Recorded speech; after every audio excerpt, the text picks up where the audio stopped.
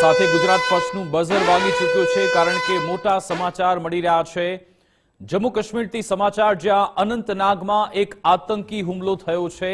લાલ ચોક પાસે જ ફાયરિંગ થયું છે અને પોલીસ પર આ ફાયરિંગ થયું। આતંકી હુમલામાં એક પોલીસ કોન્સ્ટેબલ શહીદ થયા છે। 3જી બટાલિયનના હેડ કોન્સ્ટેબલ આ હુમલામાં શહીદ થયા છે। લાલ ચોક પાસે જ આ ફાયરિંગ થયું છે જેમાં એક પોલીસ કર્મી શહીદ થયા।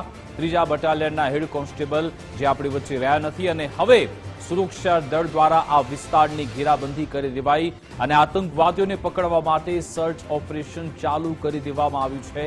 આતંકી હુમલા બાદ હવે સુરક્ષા એજન્સીઓ એલર્ટ થઈ ચૂકી છે। આખો વિસ્તાર કોર્ડન કરી દેવામાં આવ્યો છે। આજ અંગે વાતચીત કરીશું। આપણી સાથે ડિફેન્સ એક્સપર્ટ જયદેવભાઈ જોશી જોડાયા છે। જયદેવજી, જમ્મુ કાશ્મીરમાં ઘણા સમયથી ઓપરેશન ઓલ આઉટ ચાલી રહ્યું છે, એની વચ્ચે અનંતનાગમાં આ રીતનો હુમલો થયો છે અને આપ કેવી રીતે જુઓ છો? ચોક્કસપણે આ જે એરિયા છે, અનંતનાગ એરિયા છે, હંમેશાને માટે એક ટેરરિઝમનું હોટબેડ તો રહ્યો જ છે। પણ આપણે જેમ વાત કરી તેમ કે જ્યારે ઓપરેશન ઓલ આઉટ ચાલી રહ્યું છે અને ઓપરેશન સિંદૂરના પછીના સમયમાં જ્યારે થોડું ઘટ્યું છે, આતંકવાદનું જોર થોડું ઘટ્યું છે, એવા સમયે આ બહુ જ હિચકારો એવો આ હુમલો કહેવાય અને આપણી સંવેદનાઓ અને આપણા સેલ્યુટ એ દિવંગત સૈનિકને કે જે આજે આપણા વચ્ચે નથી। બિલકુલ આભાર જયદેવજી, અમારી સાથે જોડાવા બદલ, વાતચીત કરવા બદલ। તો લાલ ચોક પાસે જ આ ફાયરિંગ થયું હતું તેની પ્રાથમિક વિગત મળી છે। હાલ તો આખો વિસ્તાર અત્યારે ત્યાં કોર્ડન થઈ ચૂક્યો છે। આખા વિસ્તારમાં નાકાબંધી પણ કરાઈ છે અને આતંકીઓની શોધખોળ ચાલી રહી છે। વધુ વિગત સાથે અમારી સાથે ન્યૂઝરૂમથી સંજય ચૌધરી પણ જોડાઈ ગયા છે। સંજય, છેલ્લા ઘણા સમયથી એક ઘાટીમાં શાંતિ છે, આખો વિસ્તાર કે જ્યાં ઓપરેશન ઓલ આઉટ પણ ચાલી રહ્યું છે, એની વચ્ચે અનંતનાગમાં કેટલાક આતંકી આવી જાય છે અને હુમલો કરી ફરાર થઈ જાય છે। હાલ શું પ્રાથમિક વિગતો મળી છે ત્યાં ઘટના સ્થળેથી?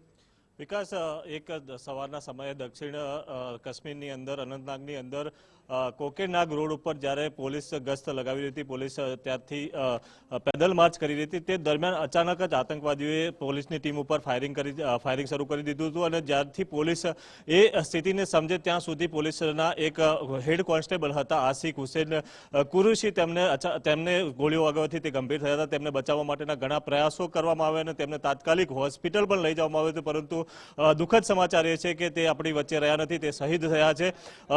રૂટીન એક સર્ચ ચાલી રહ્યું હતું અને રસ્તા ઉપર કોકેનાગ રોડ છે અનંતનાગની અંદર, ત્યાં પોલીસની ટીમો છે એ પેદલ માર્ચ કરી રહી હતી। તે દરમિયાન અચાનક જ ભીડમાંથી છુપાયેલા આતંકવાદીઓ આવે છે અને તાબડતોડ ફાયરિંગ શરૂ કરી દે છે। બીજી એક વાત એ છે કે એની અંદર કોઈ અન્ય વ્યક્તિ ઈજાગ્રસ્ત અથવા તો કોઈ અન્ય વ્યક્તિ સામાન્ય નાગરિક કે અન્ય પોલીસ કર્મીને ઈજા થઈ હોય તેવા સમાચાર મળી રહ્યા નથી, પરંતુ એક હેડ કોન્સ્ટેબલ આપણે સેનાના જમ્મુ કાશ્મીર પોલીસના હેડ કોન્સ્ટેબલ તેમાં શહીદ થયા છે। અત્યારે હાલમાં પોલીસ અને અતિરિક્ત સેના બળો છે એ સીઆરપીએફની ટુકડીઓ પણ ત્યાં પહોંચી ચૂકી છે અને આતંકવાદીઓને શોધવા માટેના પ્રયાસ શરૂ કરવામાં આવે છે। મહત્વની વાત એ છે કે ઘણા સમયથી જમ્મુ કાશ્મીર એ શાંત વિસ્તાર માનવામાં આવતો હતો, પરંતુ છેલ્લા કેટલાક દિવસથી એ જમ્મુ કાશ્મીરને પૂર્ણ રાજ્યનો દરજ્જો આપવા માટેની વાત ચાલી રહી છે અને એ દરમિયાન આ આતંકી હુમલો થવો એ ખૂબ મોટા સંકેત છે, કારણ કે ઘણા સમયથી ફરીથી એ માંગ ઉઠી રહી છે।